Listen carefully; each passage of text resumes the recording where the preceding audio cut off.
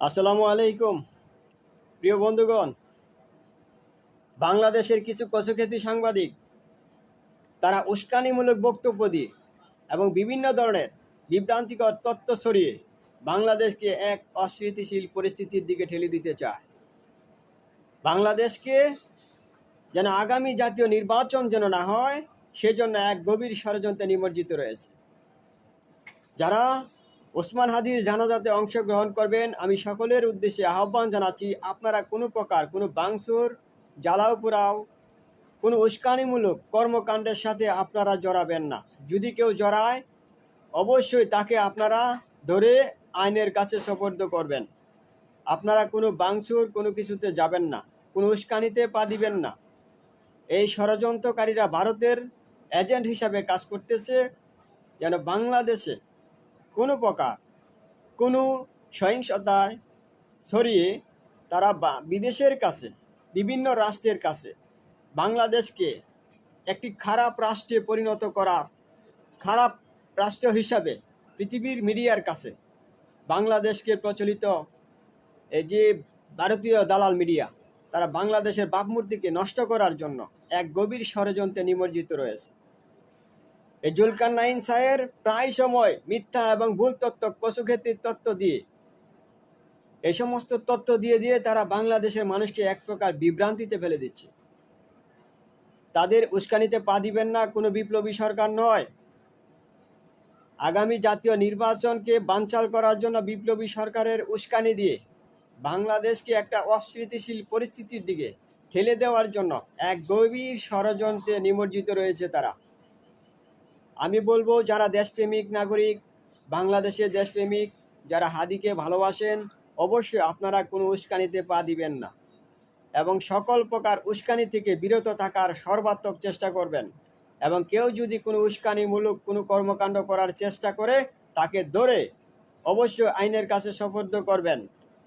কারণ এই উস্কানি দিয়ে আগামী জাতীয় নির্বাচন, জাতীয় জুলাই সনদের পক্ষে যে গণভোট, সেই গণভোট এবং জাতীয় নির্বাচন 12ই ফেব্রুয়ারি, সেই নির্বাচনকে নস্যাৎ করার জন্য একটি ভারতের সুদৃঢ় পরিকল্পিত একটি ষড়যন্ত্রের অংশ।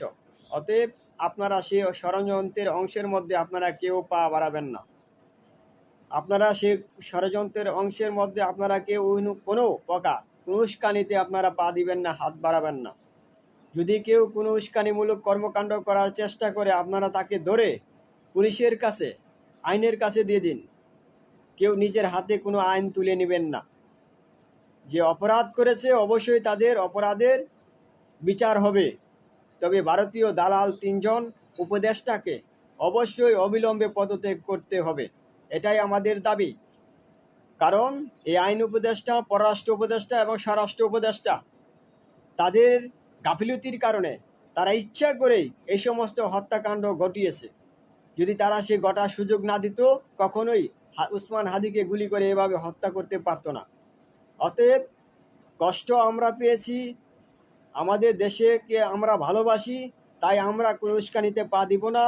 শান্তিপূর্ণভাবে আমাদের কর্মসূচি, শান্তিপূর্ণ ও সুশৃঙ্খল পরিবেশে আমাদের কর্মসূচি হবে শান্তিপ্রিয়।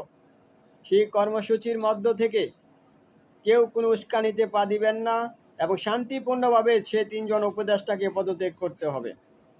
এবং আগামী জাতীয় নির্বাচন যাতে কোনোভাবেই কোনো নষ্ট করার কোনো ষড়যন্ত্র যেন বাস্তবায়ন করতে না পারে, সেদিকে সর্বাত্মক সকলকে সতর্ক অবস্থানে থাকার জন্য আহ্বান জানাচ্ছি এবং অনুরোধ জানাচ্ছি। আপনারা কোনো প্রকার কোনো উস্কানিতে পা দিবেন না।